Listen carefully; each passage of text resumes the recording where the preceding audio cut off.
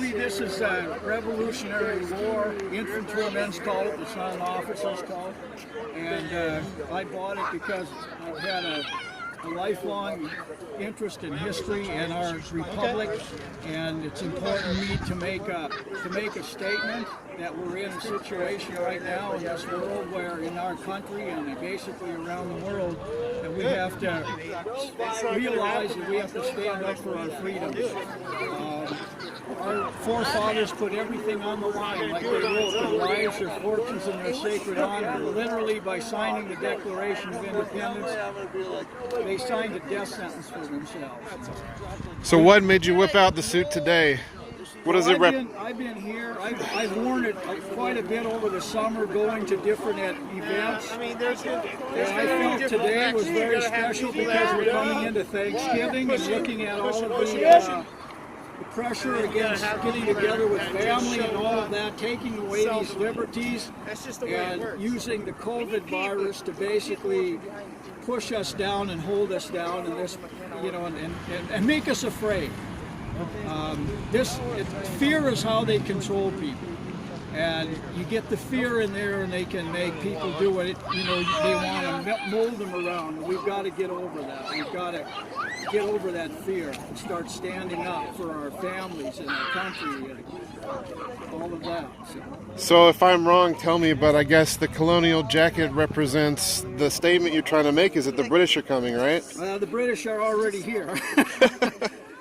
If you notice our president over some of the last speeches he's made throughout the summer and whatnot, he's used the 1775 Lexington Concord, and even Sidney Powell in the news conference said this is 1775. So yeah, we're coming on the battle line right now to sort this out. And, I get the feeling this similar sense that you're getting. I feel like that's permeating the nation at the moment.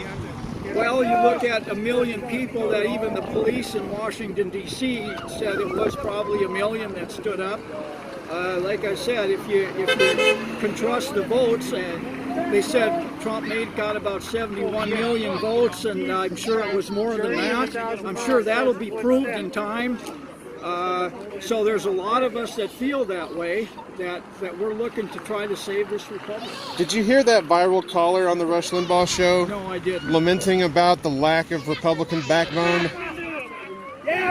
You mean in Washington? The man nearly was brought to tears, and he brought up the point that, was there a single elected Republican official at that march? That I don't know. It'd be nice to know, wouldn't it? It would be, and I got a hold of our newly appointed representatives in Montana and stressed to them that I felt that now we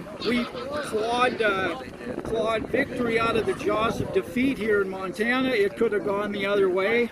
So Montana went all red, didn't it? It did go all red, yes. How do you feel about that? I think it's great. I can drive from Montana all the way to Texas and even down in the deep south a little bit without ever going. I might have to take a detour, at least at this point, but without ever leaving Trump territory. So we are the American Redoubt, and these people on the east and the left coast, they ought to remember that this is where the food's produced, this whole area. So how long you been in Montana? I've been here. I came here from Wyoming. I've been here 36 years. What would you say about the influx of West Coast refugees? Well, I tell you what, most of the West Coast refugees that I've come across have been strong conservatives. That's why they've left. That's what I've found. So as far as I'm concerned, if we want to bring more conservatives into Montana, I'm all for it. That's a net plus. All right. Thank you, sir. Yeah, you bet. Thank you. And his cause becomes known, then it's easy to become a patriot. People that are standing up right now, you see these people that are coming by giving us the finger and all of this kind of thing. This is nothing. This is nothing. They're going to find out the hard way, I believe, as time goes on, that we have to take this nation back. For a long time, we've allowed our liberties to be taken, our freedoms to be taken, and we've gone and we've just taken it sitting down. Yep. There's 80 million people at least in this country that feel exactly the same as we do. Yep. So we're not alone. We've got to stand strong. Now they don't want us to have Thanksgiving. They don't want us to have Christmas. They want to just chisel away at every one of our liberties and our rights. And we will not let that happen. Nope. We will not let that happen. Nope. We're going to stand firm and we're going to fight. And we're going to win. You'll be okay. Hey, you betcha.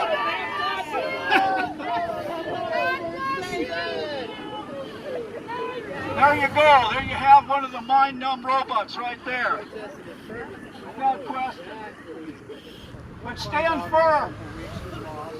You know, Winston Churchill had a saying. He said, you know, the United States of America, they always come through, but sometimes it takes them a while.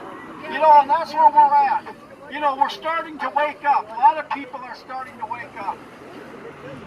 And it's going to be tough. It's going to be tough for us. Because conservatives are long-suffering. We tend to put up with a lot. Yeah. Our founders who wrote the Constitution wrote that in the Declaration. That we suffer along with a lot of things because we understand that it's not easy to turn over something. But we are going to win. We are going to restore this republic. Yep. And we're not going to back down for any reason. So, as we go forward, I thank all of you for being here today. I'm not in charge of this. I just happened to show up. I've been here for the last two.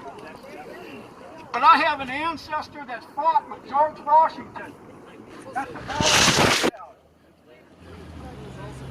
of deciding battle in the Revolutionary War. He stood up and put everything on the line. We've got to stand up the same way and not allow tyranny to take over this country. It's time to draw the line in the sand and say this is it and no more. That's right. USA! USA! USA! USA! USA! USA! Go for it. We're here. We're not leaving.